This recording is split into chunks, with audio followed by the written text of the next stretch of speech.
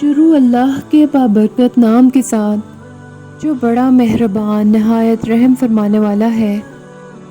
آج ہم نبی کریم صلی اللہ علیہ وسلم کی بتائی ہوئی کچھ خاص تسبیحات کا ذکر کرتے ہیں جن کا اللہ کے ہاں بہت اونچا مقام ہے۔ حضرت ابو ہریرہ رضی اللہ عنہ سے روایت ہے کہ رسول اللہ صلی اللہ علیہ وسلم نے فرمایا، جو شخص دن میں 100 مرتبہ لا الہ الا اللہ وحدہ لا شریک لہ لہ الملک ولہ الحمد وہو علی کل شیء قدیر، اللہ کے سوا کوئی عبادت کے لائق نہیں، وہ اکیلا ہے، اس کا کوئی شریک نہیں، ساری بادشاہت اسی کی ہے، ہم صرف اسی کو سزاوار ہے اور وہی ہر چیز پر قادر ہے۔ کہے اس شخص کو 10 غلام آزاد کرنے کے برابر اجر ملتا ہے، اس کے لیے 100 نیکیاں لکھی جاتی ہیں، اس کے 100 گناہ مٹا دیے جاتے ہیں۔ اور یہ کلمات شام تک پورا دن شیطان سے اس کی حفاظت کا ذریعہ بن جاتے ہیں، اور کوئی شخص اس سے زیادہ افضل عمل نہیں کر سکتا سوائے اس شخص کے جو اس سے بھی زیادہ مرتبہ یہی عمل کرے۔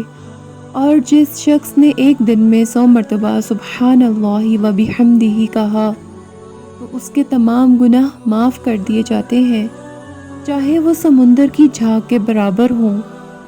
حضرت ابو ہریرہ رضی اللہ عنہ سے روایت ہے، کہا رسول اللہ صلی اللہ علیہ وسلم نے فرمایا، کوئی شخص جب صبح کرے اور جب شام کرے تو 100 بار سبحان اللہ و بحمدہ کہے تو قیامت کے روز کوئی شخص اس سے بہتر عمل لے کر نہیں آئے گا سوائے اس کے جو اتنی بار ہی کلمات کہے یا اس سے زیادہ بار کہے۔ حضرت ابو ہریرہ رضی اللہ عنہ سے روایت ہے، کہا رسول اللہ صلی اللہ علیہ وسلم نے فرمایا، یہ بات کہ میں سبحان اللہ والحمد للہ ولا الہ الا اللہ واللہ اکبر کہوں، مجھے ان تمام چیزوں سے زیادہ محبوب ہے جن پر سورج طلوع ہوتا ہے۔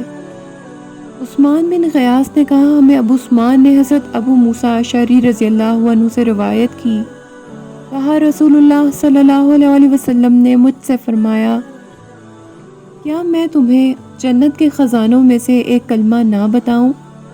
یا فرمایا، جنت کے خزانوں میں سے ایک خزانے کا پتہ نہ بتاؤں؟ میں نے عرض کیا، کیوں نہیں، ضرور بتائیں۔ آپ صلی اللہ علیہ وسلم نے فرمایا، لا حول ولا قوت الا باللہ۔ یقیناً ہم سب کی یہ کوشش ہوتی ہے کہ ہم اللہ تعالیٰ کا قرب حاصل کرنے کے لیے ہر وہ عمل کریں جس سے وہ راضی ہوتا ہے۔ تو آئیے کوشش کرتے ہیں کہ اپنے وقت کا بہترین استعمال کرتے ہوئے ان تسبیحات کا ورد اپنی زبان پر جاری رکھیں اور اپنے وقت کو ضائع ہونے سے بچائیں۔